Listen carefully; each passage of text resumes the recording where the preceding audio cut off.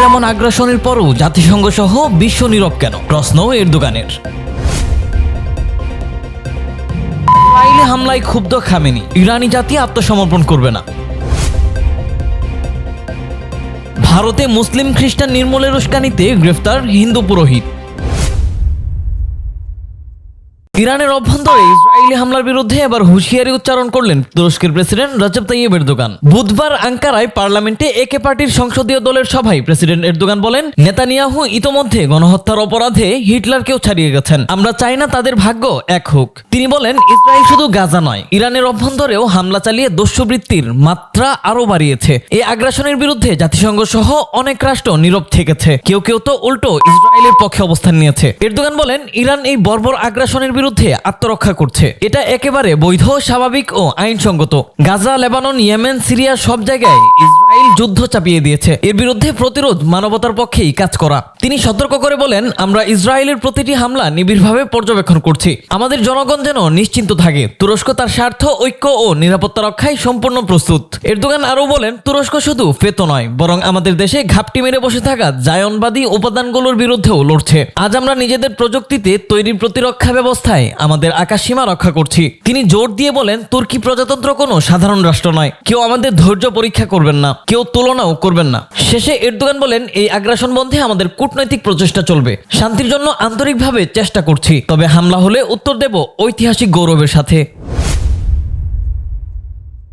বুধবার দুপুরে তেহরানের রাষ্ট্রীয় টেলিভিশনে সম্প্রচারিত এক বিশেষ ভাষণে ইরানের সর্বোচ্চ নেতা আয়াতুল্লাহ খামেনি বলেন, ইরানি জাতি চাপিয়ে দেওয়া যুদ্ধের মুখে যেমন অটলভাবে দাঁড়িয়ে যায়, তেমনি চাপিয়ে দেওয়া শান্তির ক্ষেত্রেও অটল থাকবে। এই জাতি কোনো চাপের মুখে কারো কাছেই আত্মসমর্পণ করবে না। তিনি সাম্প্রতিক ইসরায়েলি আগ্রাসনের বিরুদ্ধে ইরানিদের অবস্থানকে জাতির বিকাশ, যুক্তিবোধ ও আধ্যাত্মিকতার প্রতীক হিসেবে আখ্যা দেন। তিনি বলেন, এই জাতি কখনোই কারো সামনে আত্মসমর্পণ করবে না। আমেরিকানদের এটি বোঝা উচিত। ট্রাম্পের সাম্প্রতিক হুমকির দিকে ইঙ্গিত করে খামেনি বলেন, যারা ইরান তার জাতি ও ইতিহাসকে জানে, তারা জানে এই জাতির সঙ্গে হুমকির ভাষায় কথা বলা যায় না, কারণ ইরানি জাতি আত্মসমর্পণযোগ্য নয়। তিনি আমেরিকাকে হুঁশিয়ার করে বলেন, তাদের যে কোনো সামরিক হস্তক্ষেপ তাদের জন্য অপূরণীয় ক্ষতির কারণ হবে। তিনি উল্লেখ করেন, শত্রুর আক্রমণের সময় এক নারী উপস্থাপিকার তাকবীর উচ্চারণ ইরানি জাতির ঈমান ও শক্তির প্রতীক হয়ে উঠেছে। খামেনি আরও বলেন, ইসরায়েলি হামলা তখনই ঘটেছে যখন আমাদের কর্মকর্তারা আমেরিকার সঙ্গে পরোক্ষ আলোচনায় ব্যস্ত ছিলেন,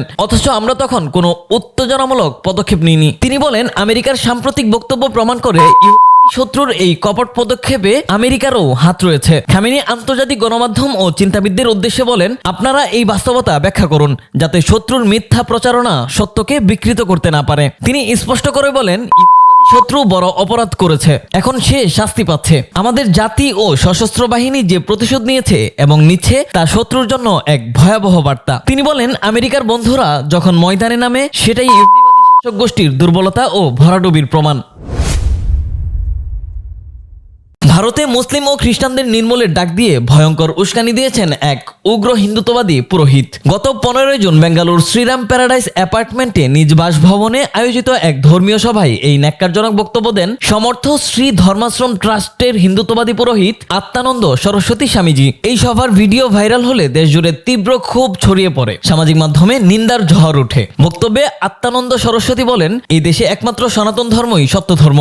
রাজা শিবাজির মতো ইতিহাসের ব্যক্তিত্বদের অনুসরণে জাতিকে ধর্মবিরোধী উপাদান থেকে মুক্ত করতে হবে। আধুনিক অস্ত্র ব্যবহার করে মুসলিম ও খ্রিস্টানদের নির্মূল করতে হবে। সনাতন ধর্মের বিরুদ্ধে গেলে প্রয়োজনে হাজার হাজার মানুষকে হত্যা করাও কোনো ভুল নয়। তার এই সন্ত্রাসবাদী বক্তব্যের প্রেক্ষিতে বেঙ্গালুরু পুলিশ 16 জুন স্বপ্রণোদিতভাবে মামলা দায়ের করে। ধর্মীয় ঘৃণা ছড়ানো এবং অপরাধমূলক ভয় দেখানোর অভিযোগে তাকে গ্রেফতার করা হয়। হেড কনস্টেবল বিনয় কুমার এবি আনুষ্ঠানিকভাবে অভিযোগ দাখিল করেন। অভিযোগে বলা হয়, এ ধরনের বক্তব্য সহিংসতা উস্কে দিতে পারে এবং জনসাধারণের সম্প্রীতি নষ্ট করছে। পুলিশ দাবি করছে, ভিডিওর সত্যতা যাচাই করতে গিয়ে মামলায় কিছুটা দেরি হয়েছে, তবে জনমতের চাপেই শেষ পর্যন্ত তাকে গ্রেফতার করা হয়। এই ঘটনার মধ্য দিয়ে ফের একবার সামনে এলো ভারতের উগ্র হিন্দুত্ববাদী চক্র কিভাবে সাম্প্রদায়িক বিদ্বেষকে ধর্মীয় ভাষায় ছড়িয়ে দিচ্ছে। গণহত্যার মতো অপরাধকে ধর্মের মোড়কে বৈধতা দেওয়ার অপচেষ্টা চলছে।